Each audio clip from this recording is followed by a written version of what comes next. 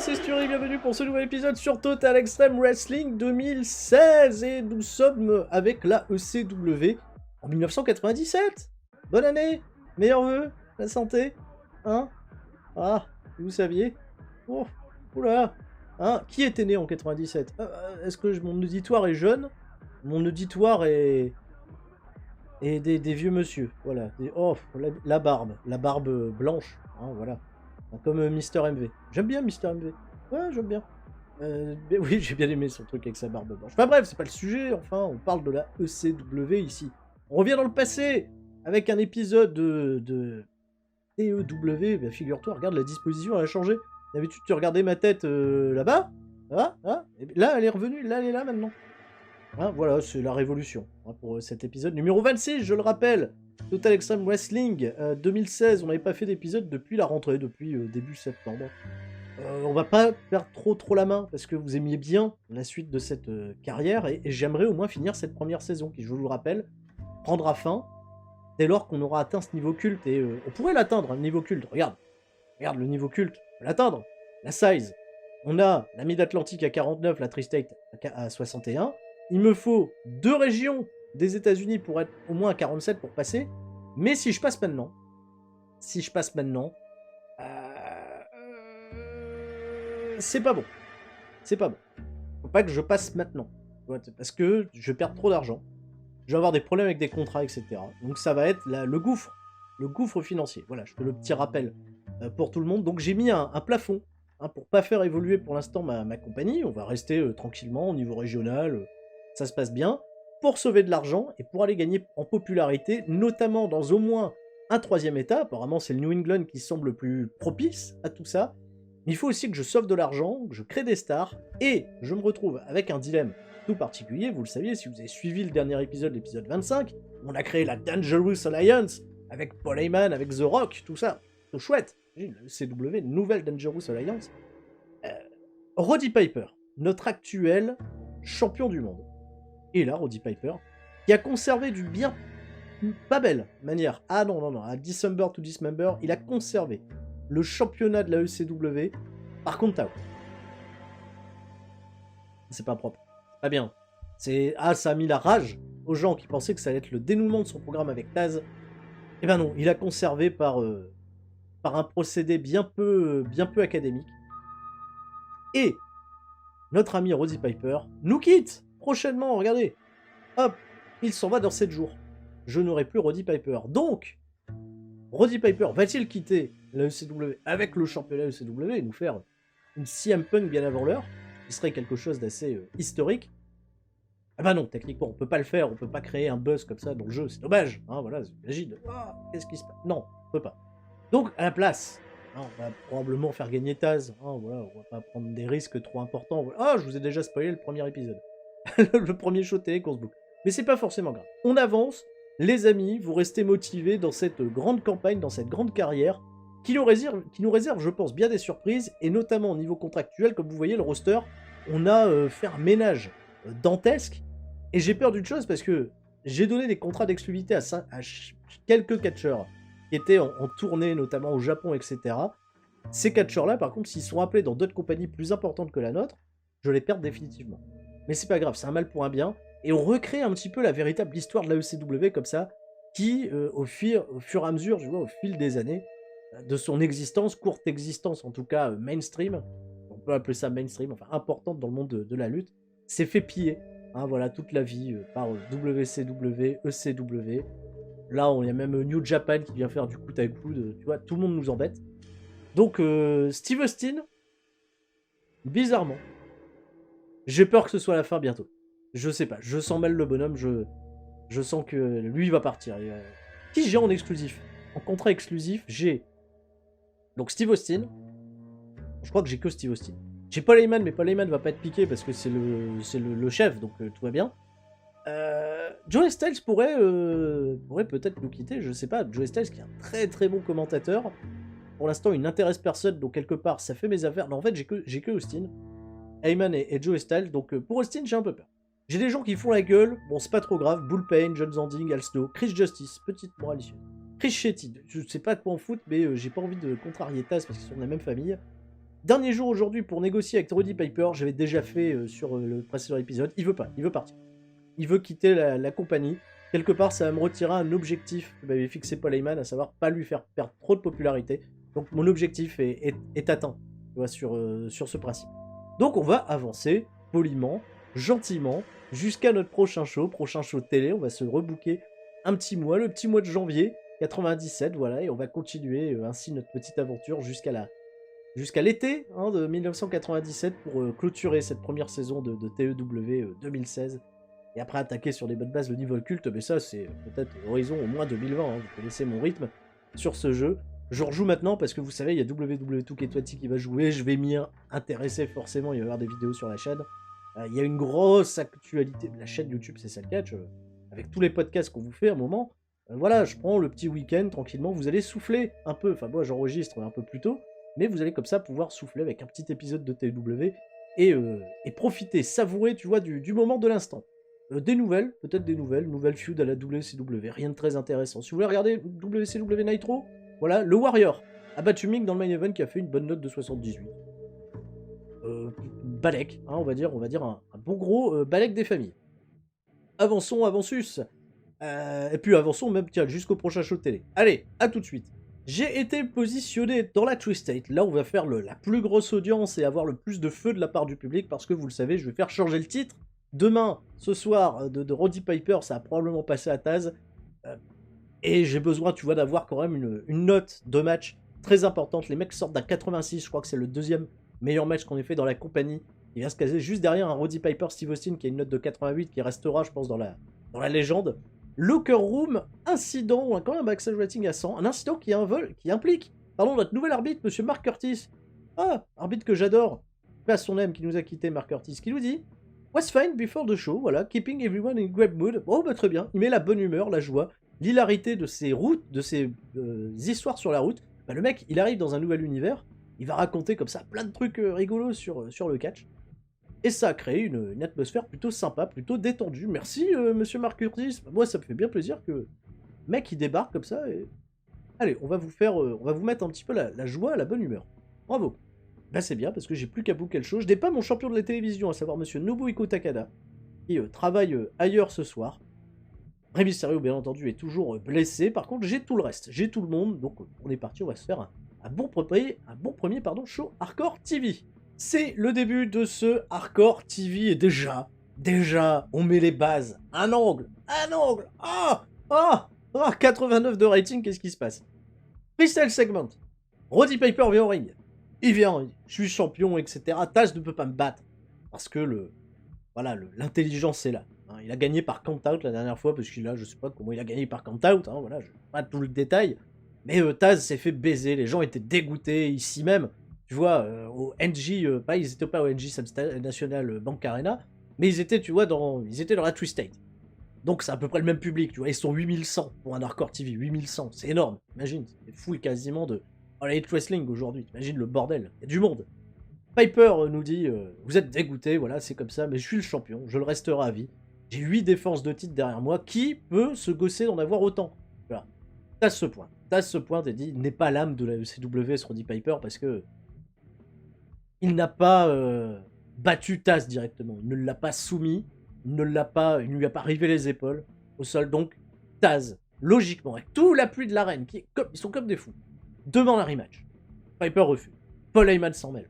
Paul Heyman est le patron, c'est lui le décisionnaire, vient se mêle des choses et se dit écoute Roddy Piper, et puis comme à l'époque, tu vois, ça shoot un petit peu, tu vois, chez ECW.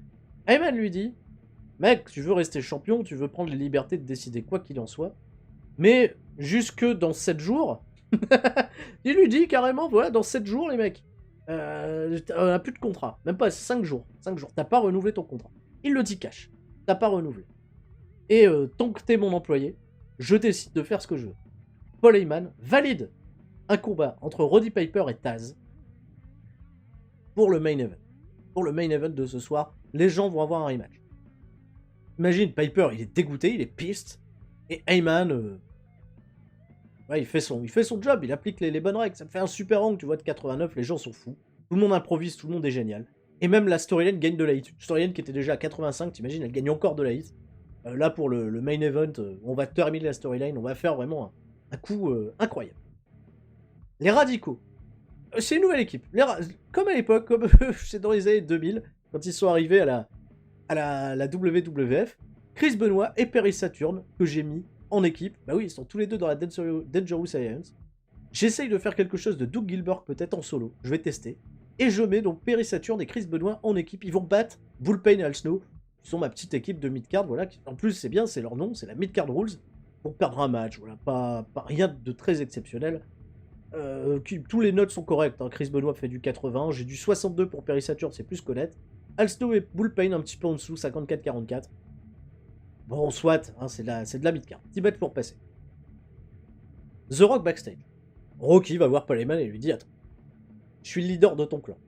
Tu as créé la Dangerous Alliance pour me projeter vers les sommets, vers le main event. Et pourquoi je suis pas dans ce match de championnat? Pourquoi je n'affronte pas Taz? Pourquoi je n'affronte pas Roddy Piper? Pourquoi c'est pas moi? Alors que tu devrais clairement m'avantager. Alors Boula McGee est dans le segment, mais voilà, pot de fleurs, etc. Sexy, ce qu'il faut. Voilà, mais c'est la ECW de l'époque. Moi, je respecte les conditions. Il faut bien qu'on voit des femmes. La ECW veut ça. Paul Heyman dit à Rocky: écoute, mec, ok, c'est pour toi, c'est ton heure, ça va arriver. T'inquiète pas, sois patient. La Dangerous Alliance, elle a été créée pour propulser des stars au devant de la scène, créer un noyau très très fort du côté de la ECW.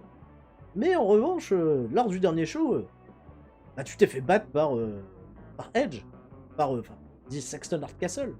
Voilà, tu t'es fait battre par notre sacristain Château Dur. Donc, je peux pas te donner comme ça une opportunité au titre, ça ne ferait pas de sens. Et Paul Heyman ne veut pas un booking qui fait pas de sens, voilà. Et moi, je veux un booking qui fasse du sens. Donc, il donne pas le match à Rocky. Il dit en revanche: pas le ring, t'as un match maintenant. Chris Benoit, Rocky Maivia affronte Chris Jericho. Petit match comme ça, cadeau. Dans un match, il y a eu une fantastique hit et du très bon catch. Chris Jericho va battre Rocky Maivia. Dans un match classique ECW Rules, en 9023 par soumission avec Alliant Timer, le mec il l'a fait abandonner. Oh, super match. Ils me font tous les deux une note de 65-64, ce qui n'est pas non plus exceptionnel, mais moi la note qui ressort derrière, bon 72 des familles, c'est chouette. J'avais mis que c'était une wet brawl, donc ils se sont bien bagarrés, tu vois, c'est une grosse bagarre. Et Jericho, qui avait un momentum au chiotte jusque-là, à qui j'ai envie de redonner un peu de momentum, va battre Rocky, ça fait un peu effet de surprise. Et Rocky va douter, voilà, en tant que leader de la Dangerous Alliance.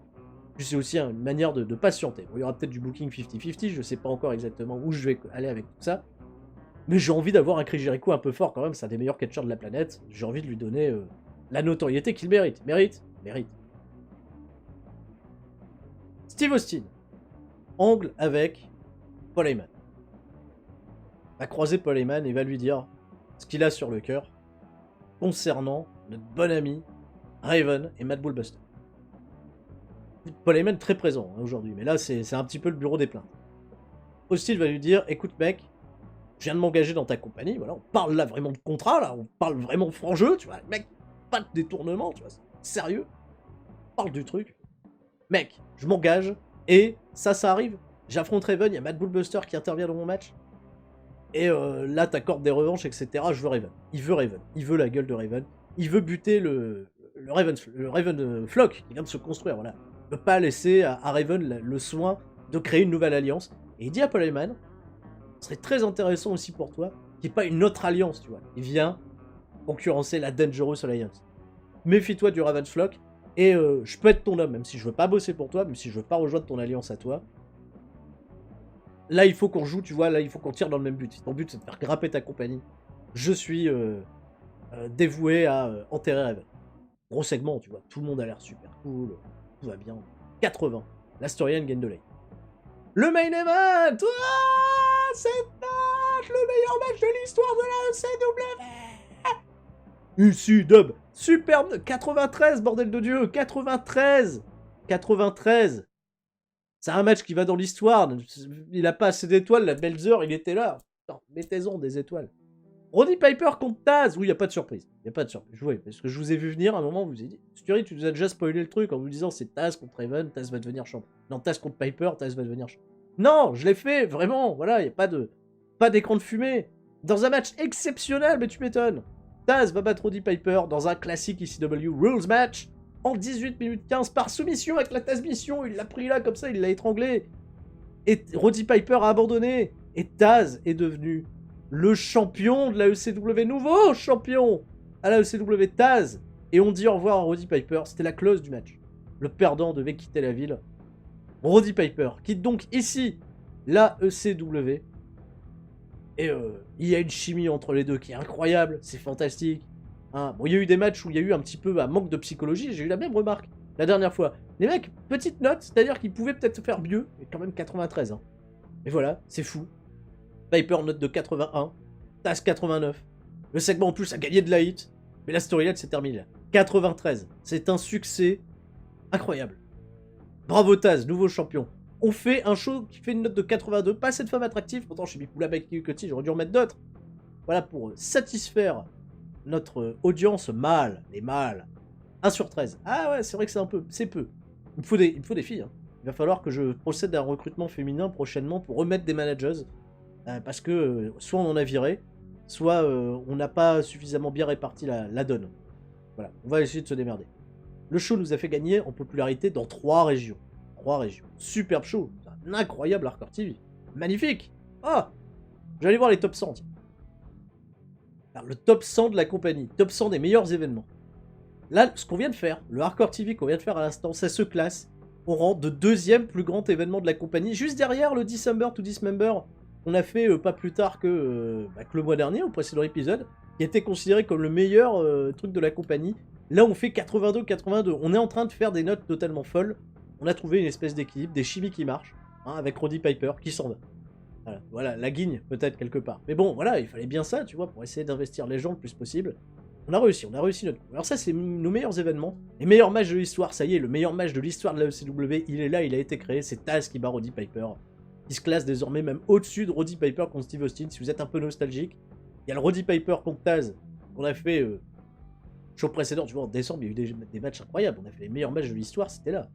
Après, il faut revenir à avril 96, 4ème position, c'est Tommy Dreamer contre Raven, dans le Starway to Hell match qui a clôturé leur incroyable storyline. Et il y a très très longtemps, en septembre 95, c'est le premier show qu'on avait fait, Cactus Jack qui bat Tommy Dreamer dans un match hardcore, il avait fait une superbe note de 84. J'ai galéré hein, pour refaire des notes à ce niveau-là.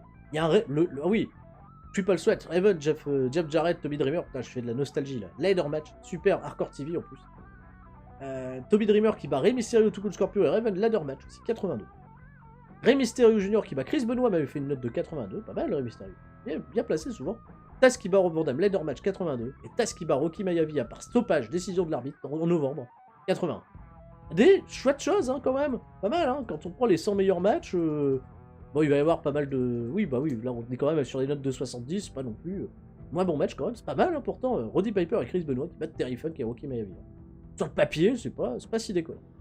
Voilà les amis, petit aperçu historique, hein, pour vous souvenir la nostalgie ECW, ah là là, et surtout celle qu'on est en train de vivre avec cette partie. Bien, des gens font la gueule, alors Roddy Piper on a fait la gueule, mais on s'en fout, il s'en va. Tiens, Kid Cash demande une augmentation. Ah bon, oui, ça arrive.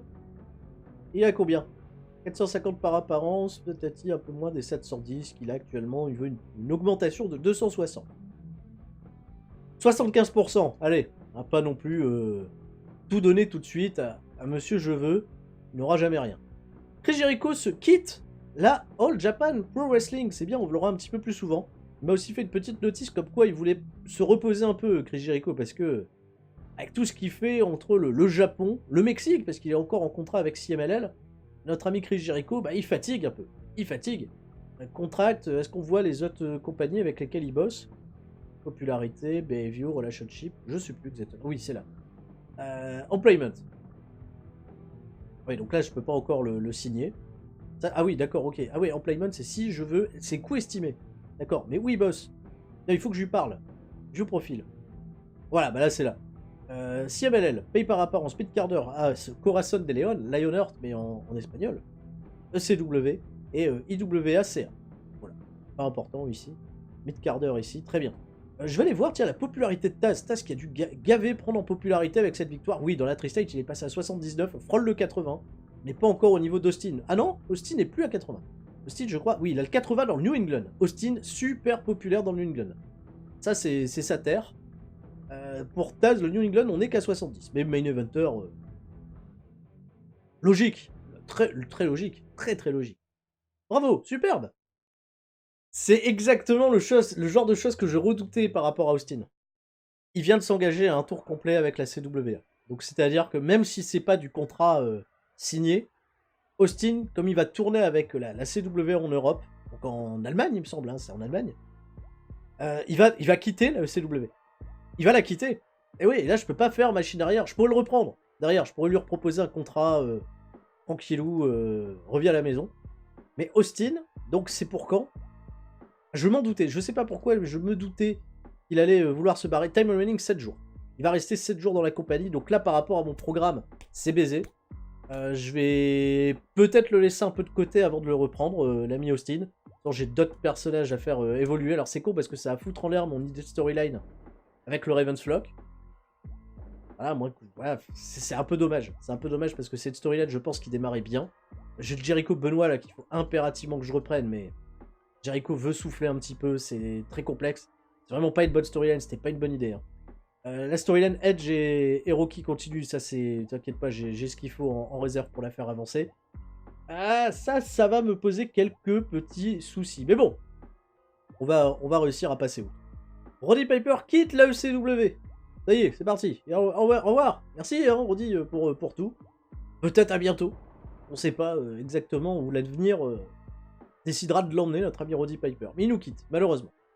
On est prêt pour notre prochain show, les amis. ECW Hardcore TV. Vous le savez, j'ai à booker pour la dernière fois Steve Austin. Eh oui, je savais que ça allait puer, mais voilà, pas de locker room incident. On va aller dans le New England. Voilà, là où Austin est le plus populaire pour transmettre un petit peu d'overness. Hein. Voilà, on va essayer de faire ça au mieux. On va aller dans le New England, on va booker ça. Et... Non, je vais pas vous dire accrochez-vous bien, parce que j'ai quelque chose d'important, je pense, qui arrive. Quelque chose de très fort qui va arriver derrière. Mais pas pour ce show-là. Donc je fais de la hype pour plus tard. A tout de suite. C'est le début de notre petit show Hardcore TV, qui commence avec un combat avec la Dangerous Alliance, à savoir Chris Benoit, Perry Saturn, qui ont fait équipe la semaine précédente, et Rocky Maivia.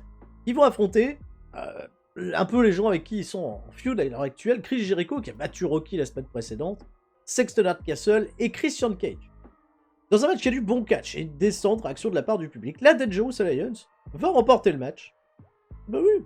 Donc Rocky va battre Christian Cage par soumission après sharpshooter, après une interférence de Bula McGee et Cutty. Match pas vraiment clean. On a perdu un peu de hit d'ailleurs, faut le savoir. Et par contre, la storyline de Jericho Benoit, elle a repris un peu de hit. On est dans le New England, c'est pas là où les mecs sont les plus populaires, donc là où la storyline va prendre de la hit. C'est pas forcément grave là où on en est. Ça chauffe un peu le public, c'est le but, de toute façon, de ce combat. Austin arrive. Austin va au ring, il dit à Paul Heyman, j'espère que t'as bien réfléchi à ma proposition de la semaine dernière, je veux Raven 1 contre 1, et on fait une pierre deux coups. Je limite l'évolution du clan Raven's Flock, peut-être tu peux continuer ta petite alliance à côté, mais tu vas me donner Raven comme ça 1 contre 1 parce que ce qui s'est passé à December to Dismember, ça m'a pas plu. Heyman lui dit, j'ai bien réfléchi, et j'accepte, je trouve un moyen de t'avoir Raven ce soir, 1 contre 1. Ok, plutôt arrangeant Paul Heyman pour le moment, pas mal. 77 pour segment aussi, au passage, bah oui. Je sens mettre contre Devon Dudley, je n'ai pas trop d'idées, histoire d'utiliser des catcheurs pour pas qu'ils fassent trop la gueule. On est autour des championnats par équipe, je vous rappelle que le Sandman est champion avec Tommy Dreamer, et qu'il y a un programme là, voilà, qui est un peu en cours d'écriture avec mon autre seule équipe qui est vraiment balèze, à savoir les Dudley Boys. Dans un match qui a eu de la bonne hit et du bon catch, Devon va battre le Sandman. Ah, Devon a gagné. Dans un match classique CW Rules. Après un Dudley Death Drop, le match a vu également Bubba Ray Dudley intervenir à attaquer le Sandman. Il y aura une suite à tout ça, vous vous en doutez bien. Le Sandman me fait une meilleure note que Devon. 65 contre 58. Et pas banal. Segment. On se retrouve backstage, au niveau du parking lot, les amis. On est dans le parking. Imaginez, parking. Et tu vois Paul Heyman comme ça qui court et qui fait qui s'adresse-t-il? Parle à Raven, Matt Bullbuster et Kevin Owens. Ils ont écouté le premier segment. Ils sont pas du tout d'accord pour aller affronter Austin ce soir. Alors, Raven, il a fait... Écoute mec, il n'y a personne qui contrôle Raven. Raven est un esprit libre, etc. Le mec, il plane, il fume.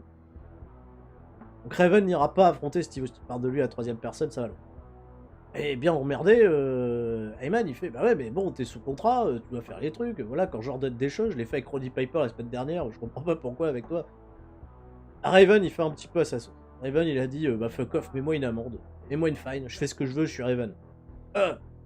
Et ils se barrent les mecs, ils prennent la bagnole, ils se barrent.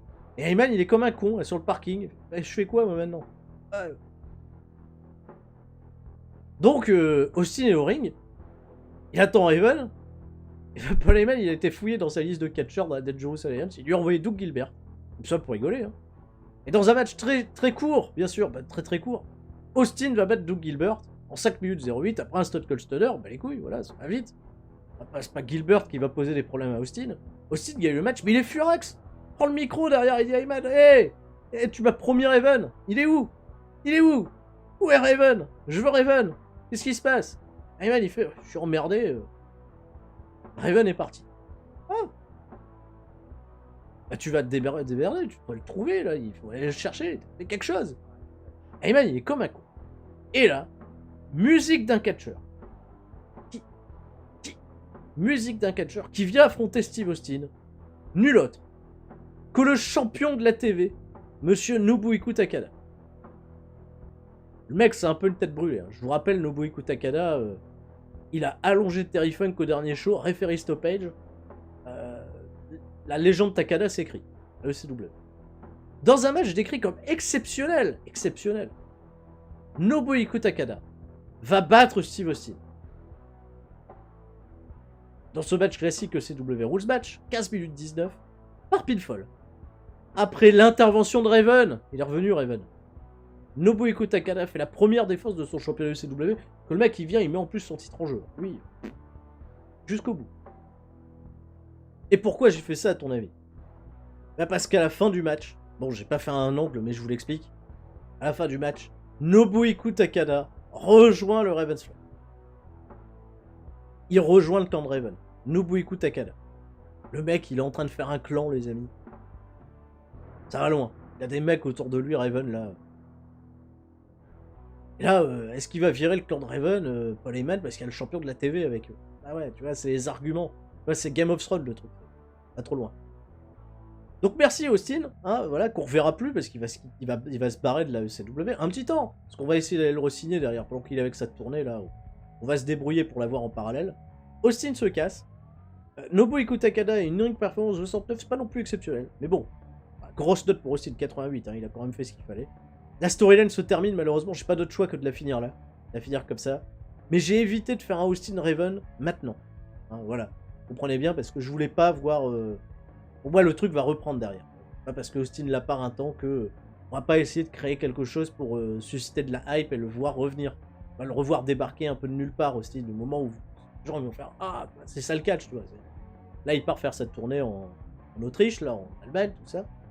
Et puis, on va continuer d'avancer les choses. Nouveau, tu vois, dans le plan. Kevin Kelly est dans le jeu. Et il est dans le jeu. Travaille où, Kevin Kelly? M'intéresse, moi, d'avoir Kevin Kelly dans ma compagnie. Pas pour faire quoi, hein, pour faire des interviews backstage? Non, pas intéressant. Pas intéressant. La suite. Austin a quitté la ECW, donc ça y est, hein, officiellement. Et rating de 0.17. Hein, on continue de faire des ratings bien sapins, bien sauvages, bien comme il faut. Et j'ai une petite signature qui arrive, les amis. Attention, attention, est-ce que j'ai des bonnes nouvelles? Vous le découvrirez en temps voulu. Prochain show, les amis, j'ai des Locker Room incidents. Qu'est-ce qui se passe? Regardez, Locker Room incident. Bien. John Finnegan, pas mal. John Finnegan, non, voilà, il a ramené à boire pour tout le monde. Il l'a fait à la Terry Funk, le mec. On n'a pas encore utilisé Terry Funk, hein, ce mois-ci. Ça va venir, ça va venir. Le Terry Funk, justement. Incident entre Chris Shetty et Terry Funk. Qu'est-ce qui se passe? Eh ben, écoute, ils ont découvert qu'ils avaient une passion commune. Ils collectionnent les vieilles cartes. Mais les vieilles cartes routières. Une passion comme ça, incroyable, Terry Funk. Bah écoute, là, si tu vas là, il y a un bon bistrot, tu peux boire un coup, c'est bien. Là, tu peux boire aussi. Il y a les bars, tu vois, de Chris Shetty, voilà, pas mal. Et également quelque chose entre Shannon Moore et Terry Funk. Ah là, par contre, on va à la cour des catcheurs. Très bien. Shannon Moore, devant le tribunal des catcheurs. Il a oublié de payer l'addition, voilà, de la note de la voiture de location. Terry Funk l'a jugé coupable et lui a dit tu vas payer les remboursements pour tous tes partenaires. Je vais pas payer un coup à boire. Non, Terry Funk, il se dit, on a suffisamment bu ces derniers temps. Commence par ça, c'est déjà bien. Ok. Et on va aller dans la Tri-State. Bah écoute, on va faire un show qui ramène de l'argent. On va ramener de l'argent à fond la caisse, on va utiliser Taz. Et puis, comme je vous avais dit, il va y avoir quelque chose de très important qui va se passer sur ce show. Accrochez-vous. Nouveau Hardcore TV, les amis. Et oui, c'est parti. Les Dudley Boys, pour démarrer, affrontent Jeff Hardy et Shannon Moore. Je dis, Shannon Moore, il a fait des conneries. Je me mets en équipe avec Jeff Hardy pour servir de chair à canon pour les Dudley Boys qui vont battre Jeff Hardy et Shannon Moore en 11 minutes 25. Bubba Ray Dudley va battre Shannon Moore par soumission. Bubba Ray Dudley, il a dit, allez, camel clutch. Ok. Shannon Moore était le weak link. Ah, voilà. Et il a un peu baissé les performances de tout le monde. C'est vrai qu'il fait un 24. Jeff Hardy fait un petit 45. Hein. Je m'attendais à mieux quand même de la part de Jeff Hardy. Dudley Boys font des excellents. 86 et 80. Bravo les mecs. Gros début pour le show, les Dudley Boys super bien. Et Jeff Hardy par contre, off his game. Hein. Jeff Hardy un peu fatigué, mais en même temps, il bosse dans plein de compagnies. Le mec, il est encore en contrat avec WWF. Hein, donc, il arrive qu'il bosse encore une grosse compagnie. Les Dudley Boys derrière vont prendre le micro et vont faire... Écoutez, on a besoin de crédit là parce que on est la meilleure équipe du business. Et il n'y a que quand on était champion qu'on donnait suffisamment de prestige à ces ceintures pour qu'elles soient limite les titres les plus importants de la compagnie. Voilà. Et là, ils font un état des lieux, les Pitbulls se sont séparés. Dreamer et le Sandman, à un moment ils vont se foutre sur la gueule, ils sont champions, mais c'est une histoire de minutes, tu vois. Et derrière, il n'y a plus rien, c'est mort, il n'y a plus de compétition par équipe. Donc ils font un état des lieux en disant les Dudley Boys vont revenir, etc. Bon segment, 77, les gens sont dedans, ça va. Chris Benoit contre Sexton Hardcastle. Parce que je me dis quand même un petit Chris Benoit contre Edge, pas faire de mal. Dans un match exceptionnel, Sexton Hardcastle va battre Chris Benoit. Dans ce match classique CW Rules, 15 minutes 12, par Pitfall avec un missile dropkick. Alors que, pendant le match, Rocky Maivia a tenté d'intervenir, mais il a attaqué Benoit sans faire exprès, il a frappé Benoit, ce qui a permis à Sexton Hardcastle de remporter le match. Ben voilà. Encore une fois, Sexton Hardcastle qui s'en sort bien. Derrière, Benoit est fou de rage, il va commencer à s'en prendre à Rocky, il y a tout la Dangerous Alliance qui arrive. Stop les mecs, stop, c'est le bordel, Heyman il est dégoûté, voilà, ça se poursuit, ça va jusqu'en backstage, arrêtez, vous n'allez pas vous battre Benoît, Rocky, enfin on a un projet, la Dangerous Alliance, voilà, moi je fais ça pour vous, je vous ai alliés ensemble, parce que vous êtes une force sûre, voilà, pour l'avenir, une catch, il s'énerve, tu vois, voilà Heyman, hein, t'imagines. Et il fait écouter, j'ai confiance en Rocky, j'ai confiance en ce mec-là, j'ai tellement confiance en lui qu'il m'a réclamé un match de championnat la dernière fois, je lui ai pas donné. Parce qu'il avait perdu contre Sexton Hardcastle. Mais la semaine dernière, dans le 3 contre 3, il a obtenu la victoire. En effet, elle n'était pas bien jolie, mais il a obtenu la victoire. Donc il faut lui faire confiance. C'est notre leader, c'est notre champion. On envoie Rocky ce soir dans un match de championnat contre Taz. Taz qu'on n'a pas revu encore depuis qu'il a remporté le titre. Il affronte Taz ce soir. Oh! Les mecs, ils sont un peu... Putain, le mec, il se comporte mal et on lui offre un match pour le titre. Et Rocky, t'imagines, le mec, il est tout pimpant, il est tout content. Super performance, voilà. Tout le monde improvise super bien, les mecs super, 80, gros segment. Tout le monde se marre parce que ils sont très drôles. Il y a Doug Gilbert, il est hilarant, tu vois, pendant le segment. Faut imaginer le truc, mais ils sont tous très cool. Paul Heyman et Rocky, tu vois, Rocky, après, au match. Paul Heyman s'arrête, reconnaît quelqu'un, et c'est l'actrice célèbre des années 90, nul autre que Madame Jenna Jameson. Ouh, Jenna Jameson, là, qu'est-ce que vous faites là, madame? Je vous connais, vous ai déjà vu à la télé. La référence, vous l'aurez peut-être. Jenna Jameson qui a véritablement travaillé chez ECW. Rocky est tout content, il fait ouais, moi aussi je pense vous connaître, je sais pas trop, tu vois. C'est un peu drôle parce que les mecs qui parlent, je sais pas, j'ai l'impression de vous connaître. Et Jenna elle leur dit oui, je suis là pour le main event. Ah, alors, il n'était pas annoncé à la base. Et Rocky il pense que c'est pour lui, tu vois, il est là pour lui. Ah non, Jenna elle a dit j'accompagne quelqu'un et on venait voir Taz en action. Ah. Bon, Rocky il est un peu dégoûté, il va à son match. Et il y a Jenna Jameson qui va être au premier rang pour regarder ça. Mec, Paul Heyman, t'imagines, son regard pervers, tout ce qui va bien. Taz contre Rocky me fait un excellent match. Médic de 85, c'est super, grosse action, match exceptionnel. Taz va battre Rocky parce qu'il faut pas déconner. Par soumission, Taz Mission, il fait sa première défense de titre. Superbe combat, hein. Vu la mec qui il va engueuler Rocky. Il dit, attends, on est censé travailler là, parce que Rocky va voir Jenna, ça va de Jenna, tout va bien, etc. Super performance, tu vois, des deux catcheurs. Taz l'emporte quand même, malgré tout. Jenna, elle applaudit. Elle applaudit. Et là, quelqu'un saute au-dessus de la barricade et attaque Taz. C'est nul autre que monsieur Kurt Hennig, Mister Perfect, qui est là, à la ECW. Il attaque Taz. Il lui met une grosse correction, des grosses patates, et Jenna Jameson monte sur le ring. Elle saute de la barricade. Et elle vient embrasser Kurt Hennig. Qu'est-ce qui se passe? Est-ce que Taz était le champion parfait pour la ECW? Monsieur Parfait lui-même, Mister Perfect, Kurt Hennig, arrive dans la compagnie et s'en prend à Taz. Taz. Mais est-ce qu'il est vraiment dans la compagnie? Est-ce qu'il est signé? Qu'est-ce qui se passe? Parce que Paul Heyman n'a pas l'air de tout courant des choses. Paul Heyman, merde, c'est ma compagnie. Bordel. Thury, tu m'as rien dit. Consternation totale. Kurt Hennig pour les 84, grosse note. Et on démarre bien entendu une storyline. Voilà, super. Note de 82 encore à chaud. Il va trop loin, voilà, quand on est dans la Twistate. Oh, qu'est-ce que c'est bien. Parce que c'est facile de faire des grosses notes. Mais bon, mais c'est un petit peu. On fait de l'argent là-bas. On fait de l'argent, c'est sûr. On vient de perdre Austin. On vient de perdre Roddy Piper. Il me fallait un nouveau top heel. Et j'ai eu cette veine incroyable. Les amis, je vous ai rien dit jusque-là. Que Kurt Hennig soit sorti d'hiatus, parce qu'il était en hiatus, on ne pouvait pas l'avoir avant. J'ai eu Kurt Hennig au meilleur des moments, je pense. Meilleur des moments. Maintenant, j'ai une crainte. Comme Kurt Hennig, il est sorti d'hiatus. Peut-être que d'autres vont essayer de le choper aussi. Non, c'est quand même une superstar, Mister Perfect.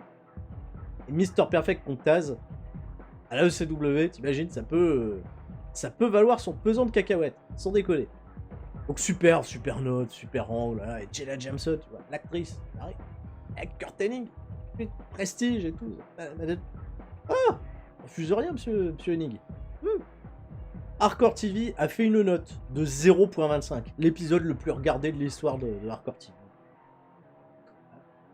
Et une actrice reconnue mondialement. On est paré, c'est parti, c'est Guilty as Charged, c'est le gros événement de ce mois de janvier, les amis. 2 heures de programme à booker, 2 heures et demie, même 2 heures et demie de booking. Tous les titres seront en jeu, bien entendu. Et des locker room incidents qui débutent déjà avec Nobuhiko Takada. Voilà, qui, je ne sais pas qu'est-ce qui se passe. Oh, bon esprit, voilà, il a fait un tournoi de jeux vidéo. Un japonais, c'est bien passé. Red Street Fight. Matt Bullbuster, petit incident backstage. Eh ben, il distribue du fun autour de lui, c'est plus des incidents, tout va bien. Ah, en revanche, incident avec Perry Saturn et Terry Funk, qu'est-ce qu'il a fait? Ah bah Perry Saturn, tribunal des catcheurs. Mais il s'est pointé en retard pour ramasser ses collègues pour arriver au show. Le juge l'a rendu coupable. Et pour son temps, lui a demandé de payer les repas de tous ses partenaires de trajet pour les 3 prochains shows. Oh, Perry Saturn améliorera son comportement résultat de cet incident. Merci Terry Funk pour faire un excellent travail de juge. On paye plus à boire là. Pourquoi on paye plus à boire? On paye plus à boire. Je n'ai ni Chris Benoit ni Chris Jericho pour ce show, malheureusement. Je vais devoir me passer de 2 excellents éléments de la ECW, mais on a tout le reste. Rey Mysterio, bien sûr, qui est blessé, qui est disponible pour des angles uniquement. Ouais, bref. Voilà. On boucle le show, les amis. Qui sera l'adversaire de Taz ce soir? Est-ce que je vais déjà faire Kurt Hennig contre Taz tout de suite? Découvrira ça du show. Bah oui, parce que là, on va le booker. A tout de suite. On est parti pour ce show, les amis. Guilty as Charged, 1997, le coupable dans tous les sens du terme. Là. On est parti.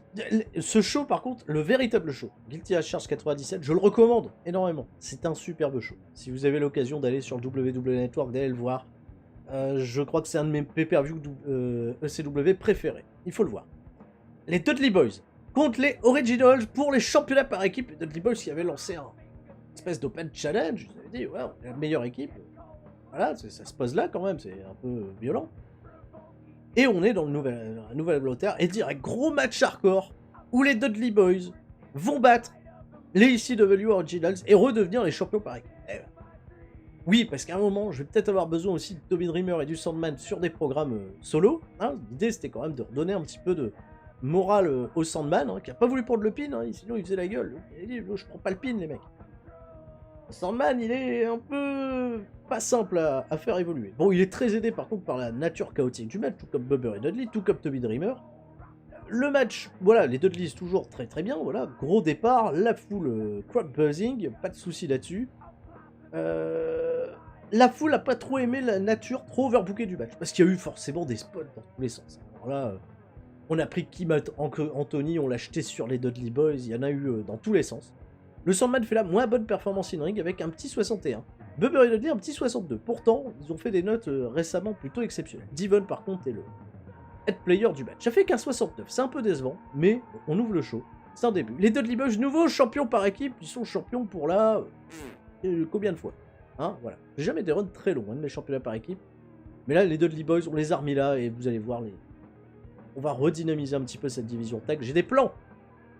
Kurt Hennig, carré, limousine. Voilà, Kurt Hennig, il ouvre la limousine, il sort avec Jenna James. Il vient signer son contrat à la ECW.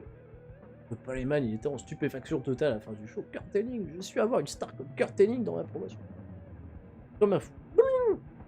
73. Doug Gilbert contre Jeff Hardy.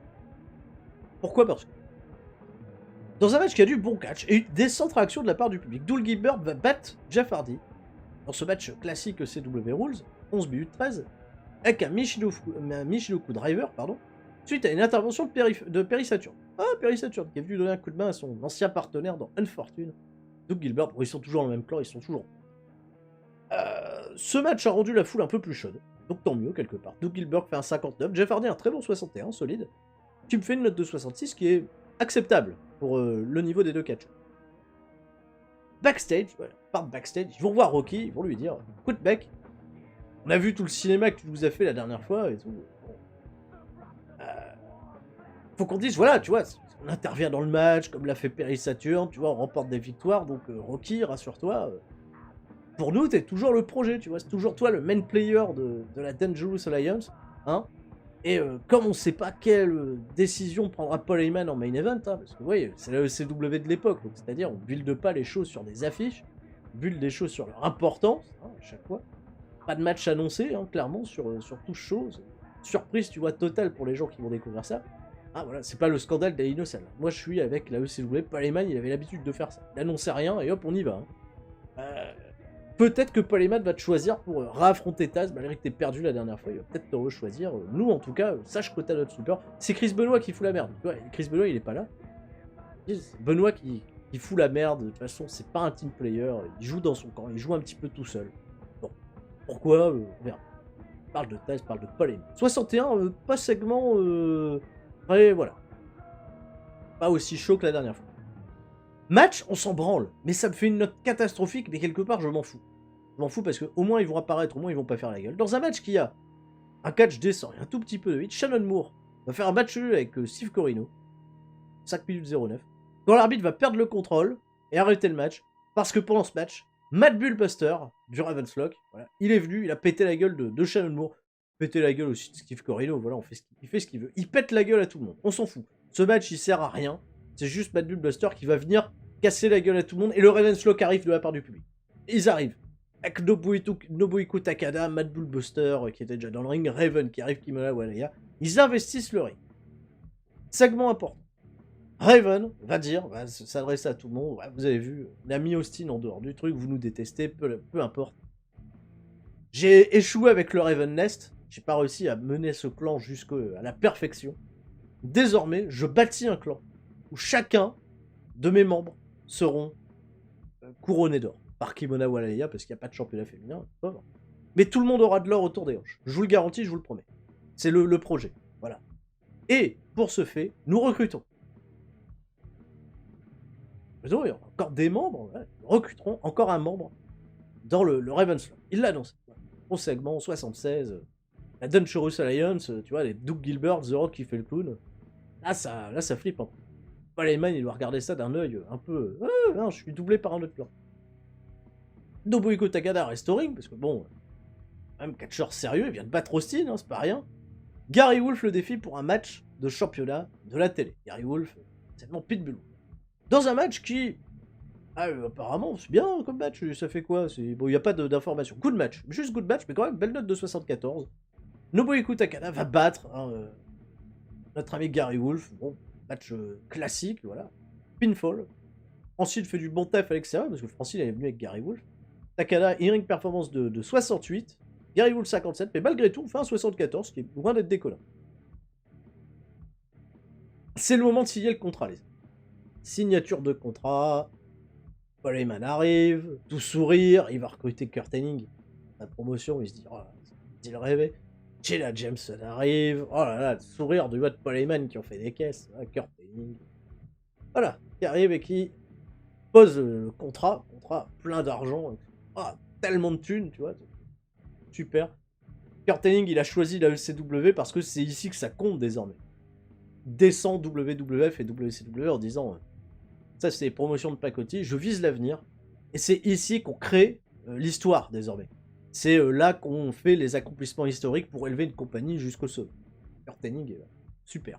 Grosse réaction de la part du public. Heyman lui dit cependant, j'ai bien compris tes intentions, tu vas affronter Taz pour le championnat, mais tu viens d'arriver. Je peux pas te donner comme ça, même si t'es un gros nom, je peux pas te donner un match de championnat tout de suite. En revanche, j'ai vu t'es sorti avec ton sac de sport, ta limousine, je te donne un match ce soir. Je te donne un match, t'auras un combat ce soir, mais pas pour le championnat. Et Kurt Hennig, il précise sur le contrat, écoute, moi mon contrat il est là. Ok, je t'accorde le fait que j'affronte pas le champion, j'accepte, mais au prochain gros événement, on bouquera le mois prochain en février, je veux un match de championnat. Je veux un match de championnat. Sûr de son fait, les mecs lui dit bon, mettons si tu perds là dans ton match ce soir. Je suis Mister Perfect, est-ce que je vais perdre? Ah, voilà. Et Taz se pointe. Taz se pointe, il va même pas parler, Taz. Il va vouloir se venger. Il va renverser les tables, etc. Hennig et Jenna Jameson vont se barrer. Paul Heyman va faire c'est pas moi. Moi je suis pas au courant, moi je l'ai signé. Et Paul Heyman il a peur de se faire frapper par Taz. Et Taz va juste lui dire mec super. Super, t'as recruté le mec que j'ai envie le plus d'abattre dans la compagnie désormais, Kurt Hennig. Toi et moi, c'est bon, ça va donner. Et Paul Heyman il fait hop, Taz, oublie pas, ce soir tu défends ton titre. T'as dit que tu restes champion. Voilà. Il va falloir toi aussi, si tu veux Kurt Hennig, maintenir ton championnat. Et Paul Heyman lui il voit le pognon, tu vois, il se dit match de championnat, on tisse des choses, il est comme un fou. Storyline super 83, tout va bien. Match un peu on s'en branle, hein, mais qui va me servir, qui va poser des bases pour la suite, vous allez comprendre. Les Suicide Blondes, qui n'avaient pas de programme particulier, hein, j'ai pas utilisé Sexton Castle contre Rocky pour l'instant, vont battre dans un match qui n'a pas beaucoup de hits, les Jesus Justice. On l'utilise peu, mais là aussi, si on les utilise pas, ils font la gueule, les mecs. Donc je les utilise. Ils vont perdre, hein, Chris Justice et notre bon ami John Zandig. Dans un match pas pire pas mieux, 50, petite note. Zandig fait un très faible 25. Chris Justice fait un très faible 31. Très bonne note de 66 pour Sexton Castle. Il n'y a pas pire, pas mieux. Ils ont gagné. Ils ont gagné. Match. Faut compléter un peu la carte. Pas grave, s'il y a un petit flottement. Ils étaient là aussi pour un peu calmer le public. Voilà. Calmer la foule un peu. Voilà. Détendez-vous. Derrière, en revanche, c'est le premier match de Kurt Hennig. Et là, je vois la note. Je suis terriblement déçu. Très déçu. Je le mets quand même contre Terry Funk, qui est vétéran, etc. Patati patata, gros Terry Funk, hein, à l'aise quand même. Match qui a quand même une fantastique hit et du très bon catch. Kurt Hennig va battre Terry Funk en 17 minutes 27 par soumission avec un knee bar. Knee bar. Il va péter le genou de Terry Funk, grosso merdo. Jenna Jameson fait du bon travail, hein, c'est la manageuse de Kurt Hennig. Bon travail, good work ringside, pas de problème. Terry Funk a une in-ring performance de 64, Kurt Hennig a un tout petit 64. Je suis incroyablement déçu. Qu'est-ce qui pénalise notre bon ami Kurt Hennig? Il est pénalisé pour être Rusty. Qu'est-ce que ça veut dire Rusty? Je ne sais pas. J'irai vérifier. Je regarderai un petit peu sur internet. C'est un match classique, donc risque being low, parce que Terry Funk il veut plus faire des matchs avec des objets, tout ça, il se dit oh la retraite bientôt. Holding back aussi pour Terry Funk, holding back pour Kurt Hennig. Je suis très déçu. Kurt Hennig, merde. Bon, 67, victoire de Kurt Hennig sur Terry Funk. Rocky, du coup, va voir Paul Heyman, il fait t'as pas annoncé qui allait affronter Taz. Polo lui dit t'as perdu la semaine dernière. T'as perdu clean, soumission, etc. Mais bon, J'ai plus personne. J'ai personne d'autre. Tous les autres, ils ont eu des matchs juste avant. Rocky me fait confiance à nous. Ah, Rocky, il est content. Il fait ah, super, je vais raffronter Taz. Ouais, mais voilà. J'ai pas d'autre choix, Rocky, que de pas te mettre seul dans le match. Ça sera un ladder match. Match de l'échelle pour décrocher le titre. Et ce sera Taz contre Rocky. Contre Raven. Pourquoi tu donnes une opportunité au clan de Raven, justement? Le but, c'est pas de les abattre. Mais ouais, mais... Si tu veux marquer un peu plus les esprits, il faut que tu battes l'ennemi, là, tout de suite. Parce que là, dans la tête de Paul Heyman, l'ennemi, c'est pas Taz. C'est Raven qui est en train de construire un clan plus important que le sien. Oh, merde. On va l'exposer, on va le mettre dedans, on va lui donner la chance. Et Rocky, je compte sur toi. Rocky, il fait, ok, t'inquiète. J'ai parlé avec Doug Gilbert, etc. On a peut-être un peu. Oh, ok. Angle backstage. Une note de 49, c'est la cata. Pour le dernier angle du show, on va faire un show catastrophique. Là, c'est évident. C'est pas bon. Oh là là. La déconvenue totale du siècle. Freestyle segment. Matt Buster passe backstage et il annonce, ouais, le Flock recrute. Bon. Et il va croiser John Zandig et Chris Justice, qui viennent de perdre un match. On annonce à eux alors qu'ils sont nuls, ils perdent tout le temps. Et Matt Buster, il fait, moi aussi, à un moment... Bon, je vais pas dire que j'ai été nul, j'ai toujours été fort, mais... Mais voilà, quoi. Je vais redonner un souffle à votre carrière, réfléchissez-y, vous pouvez poser votre candidature, peut-être que...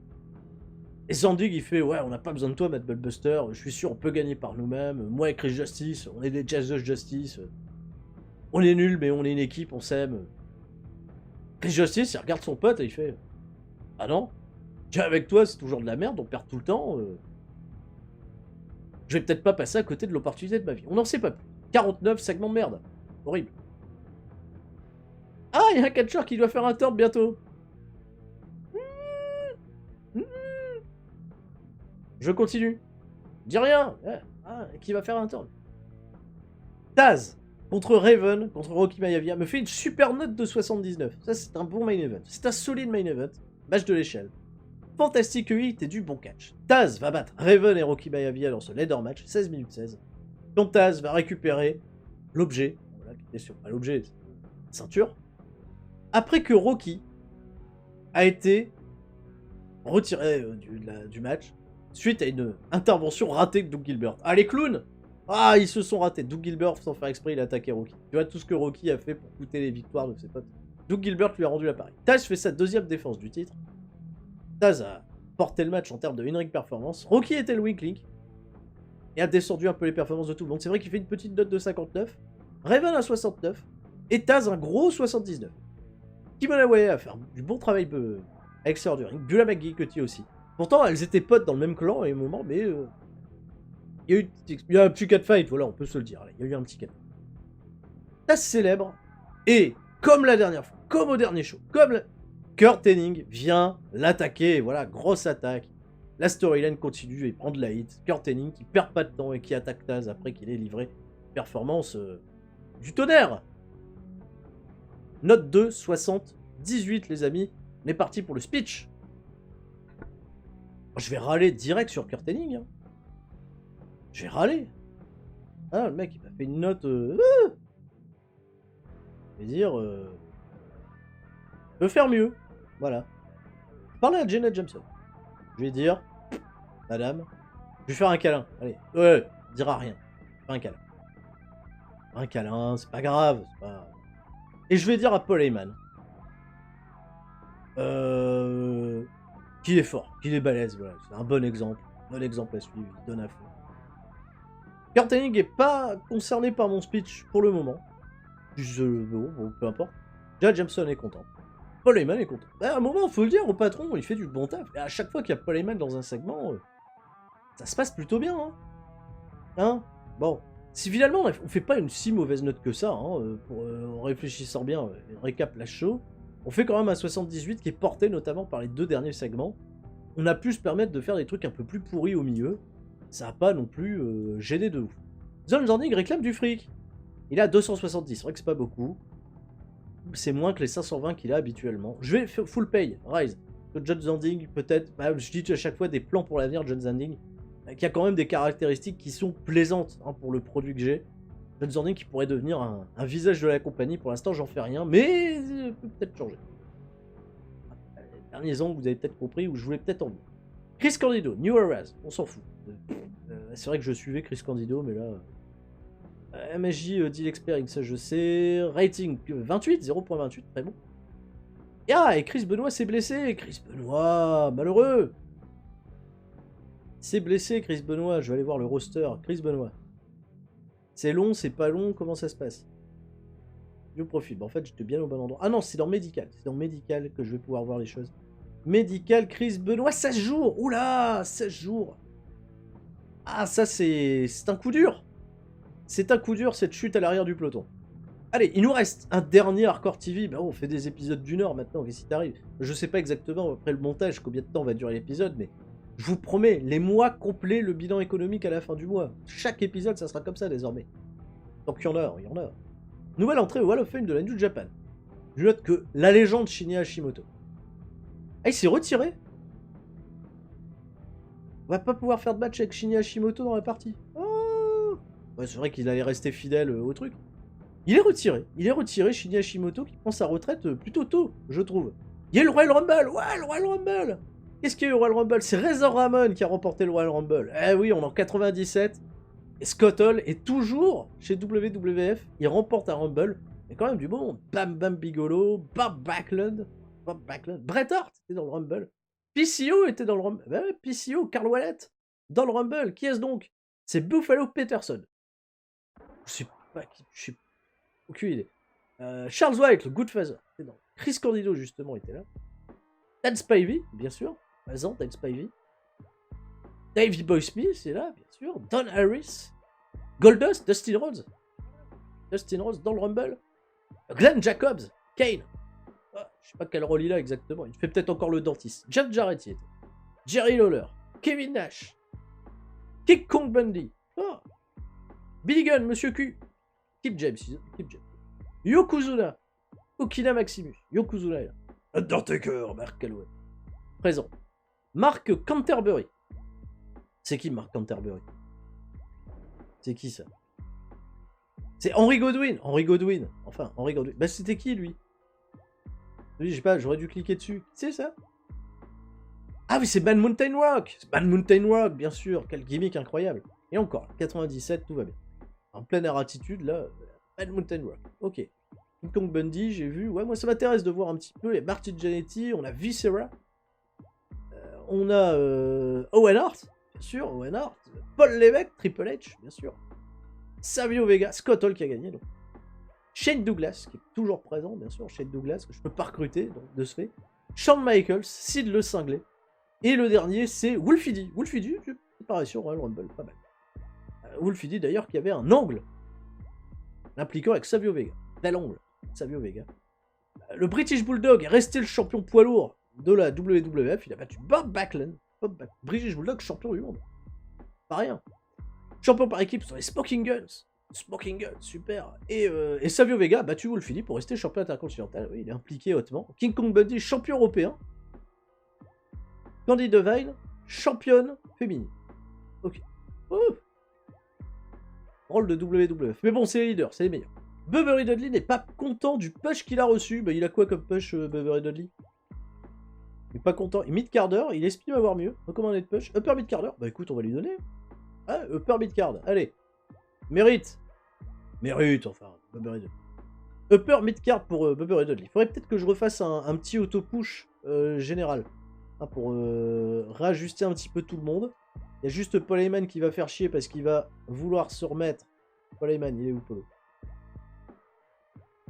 Paul Heyman, il va se remettre color commentator, ça m'intéresse pas. Moi, je le veux en comment j'utilisais? Authority figure. Authority figure, voilà.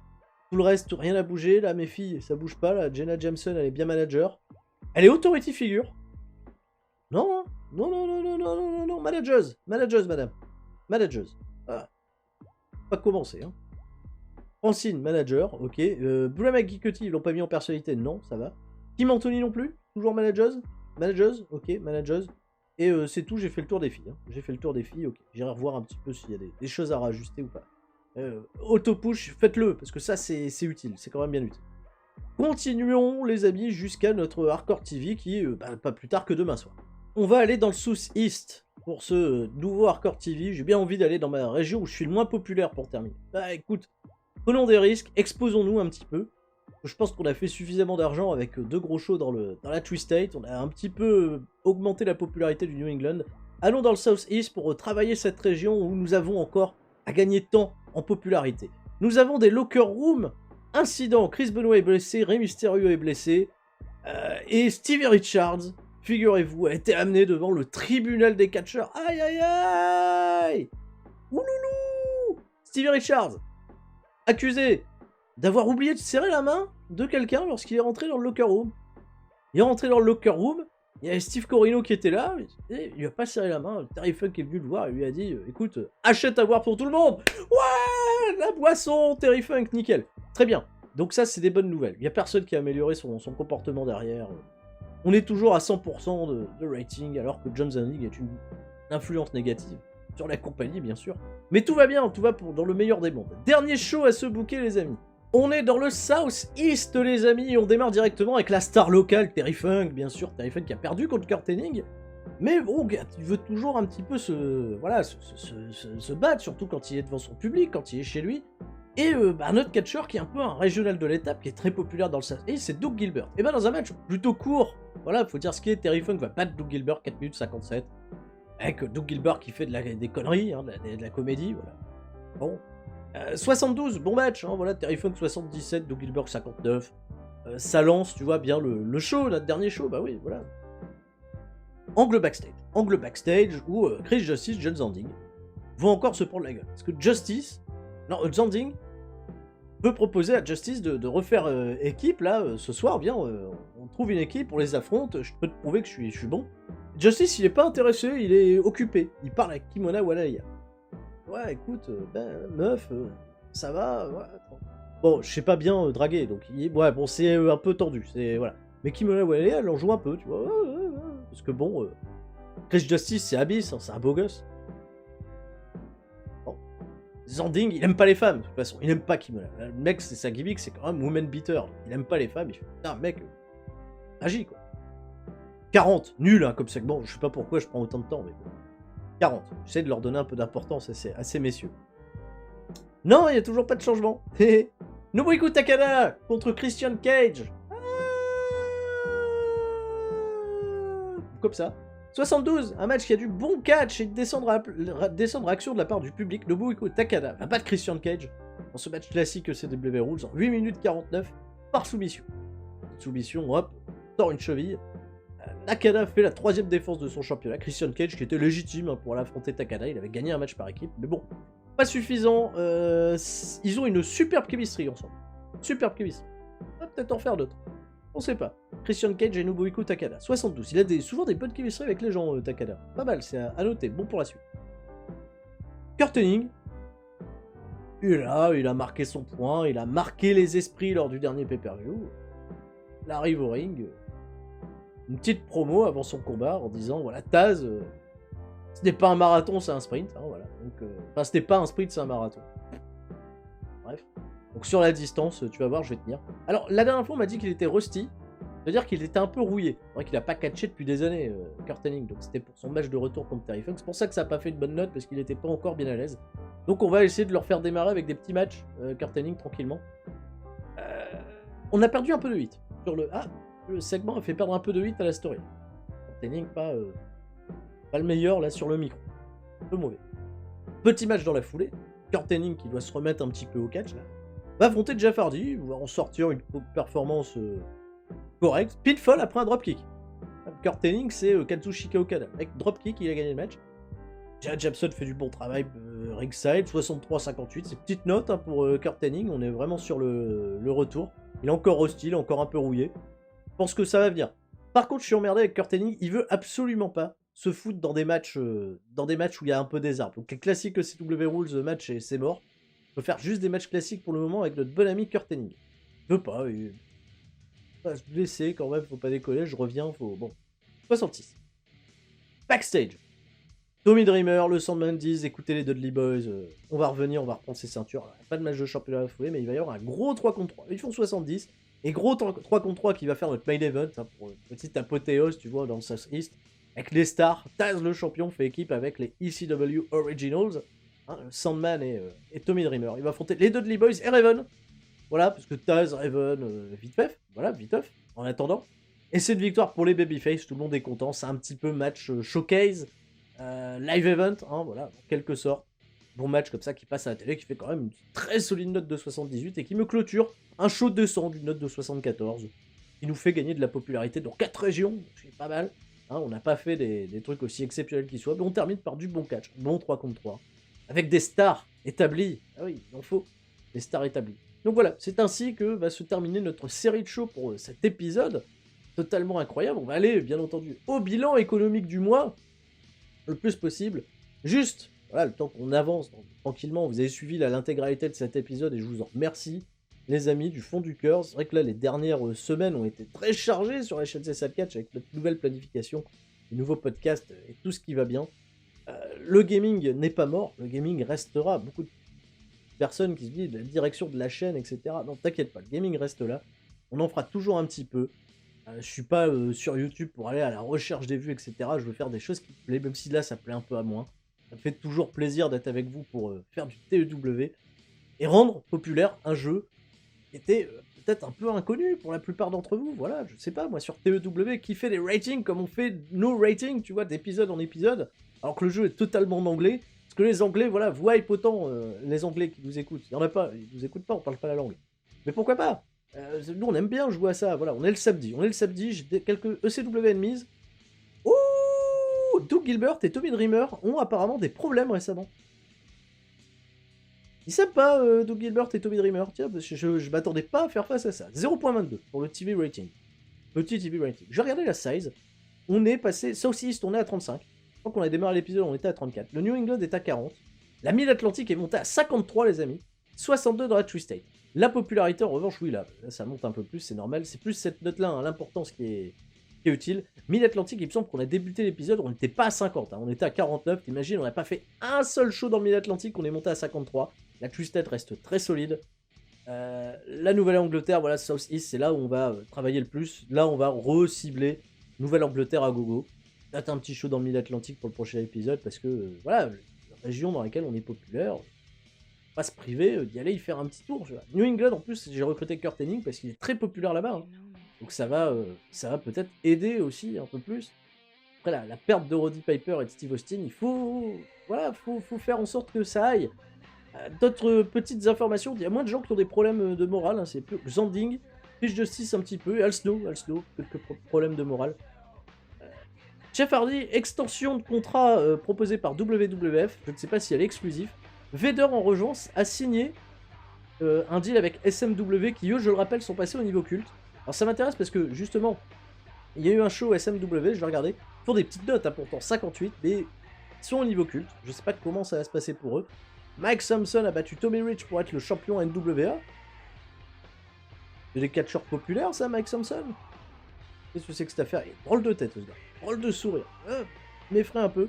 Populaire, pas pire, hein, populaire un peu Southeast, forcément, parce que c'est apparemment d'où il est, ce garçon, 58. Bon, c'est pas non plus une note qui va m'intéresser outre mesure.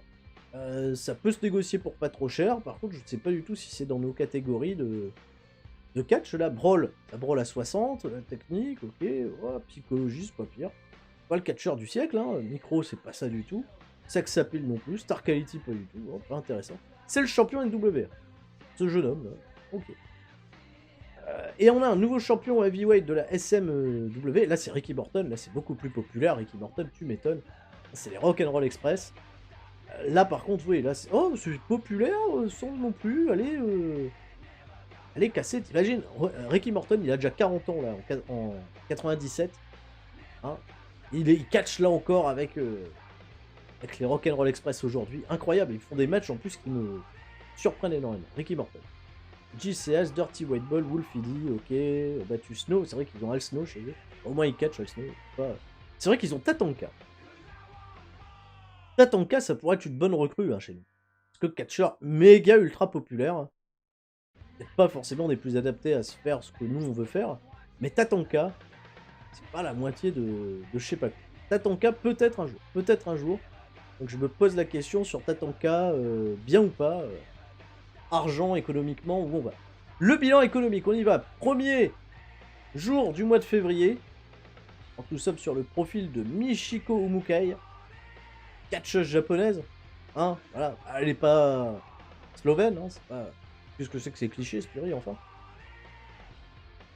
On a fait 63 000 de profit. L'argent continue de couler à flot, c'est l'arabe monnaie qui tombe. Non, c'est pas l'arabe monnaie. Voilà, on n'a pas de deal avec l'Arabie Saoudite. On a des informations intéressantes. Regional Battles, ok. Premier, oui, Grand Lac, premier Mid-South, premier partout Nouvelle-Angleterre. Bon, tout va bien à ce niveau-là. Dwayne Johnson, contrat proposé par BWF, il n'est plus en exclusivité, donc c'est pas forcément très grave. La même pour Chris Jericho.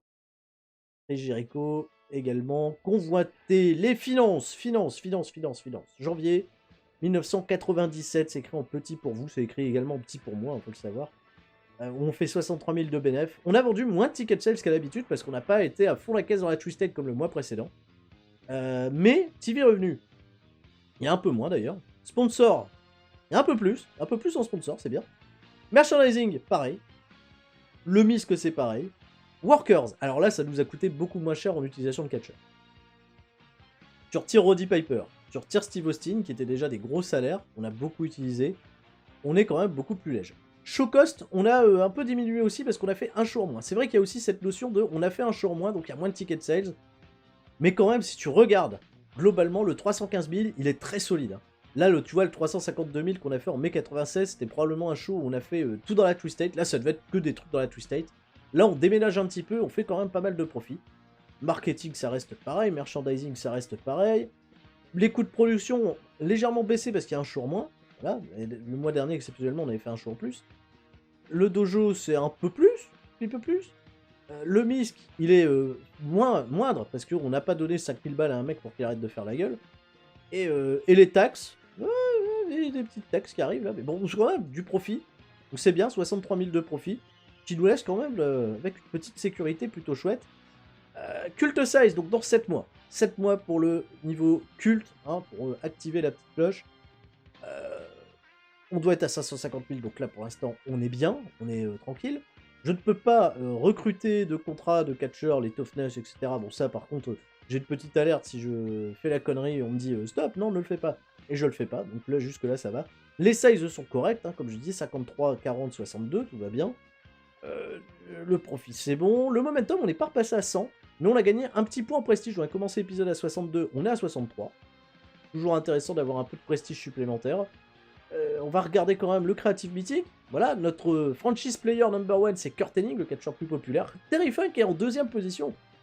Reste quand même très populaire notre ami Terry Funk. Taz est en 3, Tommy Dreamer en 4 et Raven en 5. Ça, c'est les grosses stars. Les prochaines, Next Big Thing du monde du catch. Chris Jericho, Sexton Castle, Jeff Hardy, Stevie Richards et Bullpain, dont on ne fait rien, Bullpain. Je ne sais pas l'utiliser, Bullpain, c'est une catastrophe.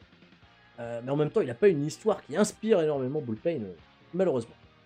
Les prospects chauds, voilà, dans les récentes recrues, les gens un peu chauds, voilà, il y a Steve Richards qui est toujours considéré comme un hot prospect. Très étonnant. Talk the Talk, les meilleurs talkers, c'est Rocky désormais puisque Steve aussi est parti. Kurt Hennig est en deuxième position devant Paul Heyman, Raven et Terry Funk. Et Terry Funk, il réintègre le classement, Terry Funk. Les Showstoppers dans le ring, c'est Chris Jericho, Kurt Hennig, Rocky Maivia, Sexton Castle et Jeff Hardy. Jeff Hardy, donc, Showstopper, pas mal. Généraux du ring, Jericho, le général du ring, devant Terry Funk, Kurt Hennig, Tommy Dreamer et Taz. Très surpris de ne pas voir Chris Benoit dans les généraux du ring. Who's Hot, qui a du momentum à ne plus savoir qu'en foutre. Raven, gavé de momentum, ça va trop loin. Nobuhiko Takada, gavé de momentum, ça va trop loin. Bubba et Dudley, étonnamment. Bubba et Dudley, au-dessus de Taz et tout ça, quand même. Matt Bullbuster également, gros momentum, et Tommy Dreamer, malgré ses récentes défaites, un très très bon momentum. Qui n'est pas chaud par contre, qui n'est pas hot. Zanding, momentum au chiotte, avec Al Snow, Doug Gilbert également. Et des blagues, Doug Gilbert, Bullpain, Chris Jericho qui quitte un petit peu les hautes sphères, voilà. Peut-être qu'on va sortir Chris Jericho de tout ça. Time Decline, plus personne, Idom James, on me propose de recruter toutes ces personnes, dont un petit nouveau là qui me fait plaisir, Sean Morley aka Val Venis. Un angle avec Jenna Jameson, comme en vrai. Pourquoi pas, vous me le suggérerez les amis. Val Venis qui pourrait être une recrue de choix pour la ECW, Sean Morley. Voilà. J'ai plus qu'à vous dire. À la prochaine, les Sturies, à la prochaine, les Sturies. Je vais vous appeler les Sturies. Ouais, les Sturies, il y en a partout. Je vais vous dire à la prochaine, les amis. De nouvelles aventures avec la ECW en 1997 désormais. Je fais des gros bisous à tous. Je vous dis à la prochaine. C'était Sturie. Ciao, bye bye.